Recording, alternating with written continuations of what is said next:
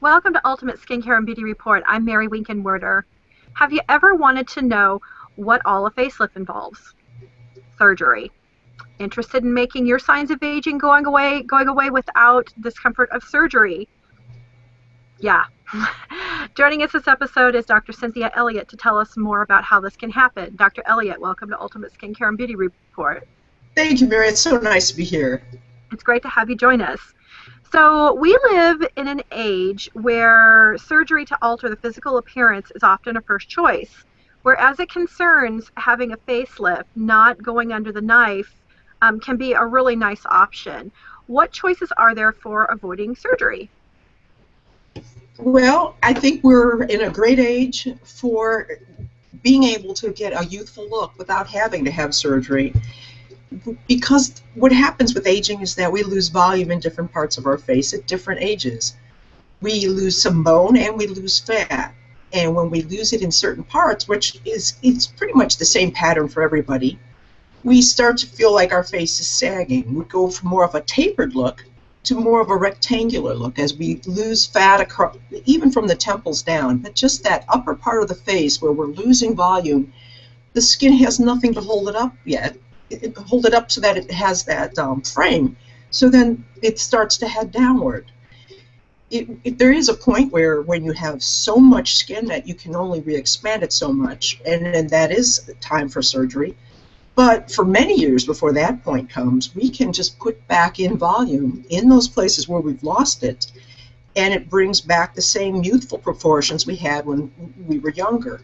So using dermal fillers, fat transfer, even skin stimulants to thicken the skin, can up the areas and just kind of restore the whole frame, pulling the skin all back up, even affecting the neck because we're pulling the skin back up, and now the jawline will look more defined. That's so it's absolutely amazing. That's amazing. So when approaching the liquid facelift, is there a series of treatments involved with this process? I think for the best results, it's probably better to do it in several steps rather than trying to do it all at once. Some people swell more than others. Also, it's something you may need to get a little bit used to step by step, and a lot of people don't want to have a drastic change because they don't want to tell anybody that they did it. So in general, I think it's probably better to do it in at least 2 steps, but there are times, especially if someone comes from far away, where we'll do it all at one time, and then maybe touch it up the next year if they happen to be back in town. That's incredible. So what does a patient need to do to prepare for this type of treatment? Do they have to come in with, a face without makeup? What would be your ideal scenario to deliver the best possible treatment?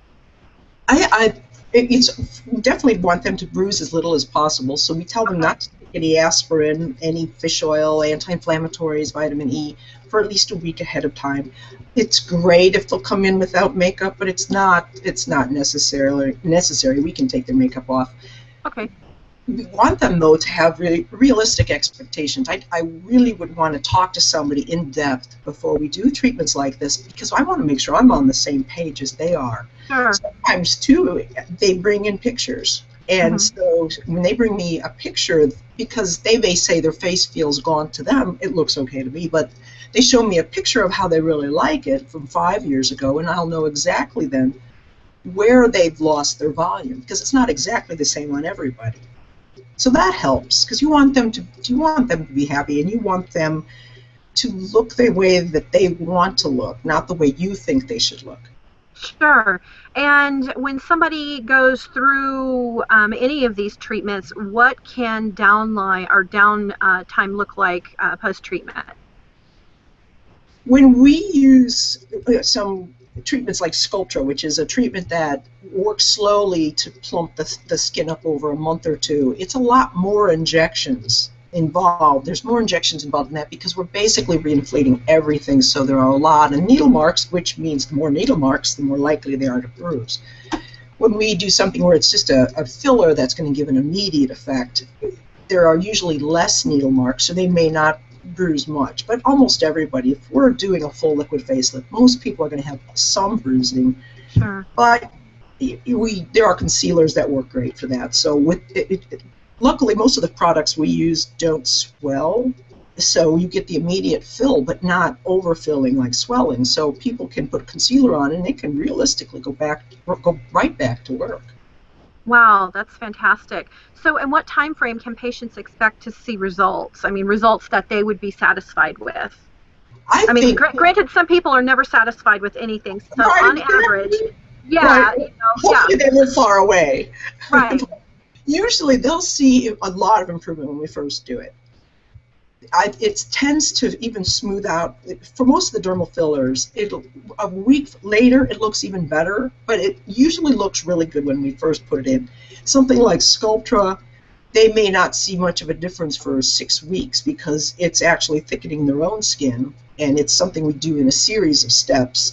So they need to be patient, and they'll slowly build up. But the advantage of that is it's such a subtle change that other people don't notice it. And it lasts at least 2 years for most people. So it's definitely worth it. But depending on which type they use, they usually see the results immediately, and it looks even better after a week. All these thoughts are coming to mind, and one question that I want to ask you in addition to what we've asked you already: when somebody has a liquid facelift, can they go and can they move into like any type of glycolic resurfacing treatment on top of that, or would they need to? And what about any type of laser treatment on top of that? That's a great question. We do a lot of that at one time, or in one session people will come in, and a lot of times what they'll do is they'll do their chemical peel, and then I'll do their liquid facelift. Okay.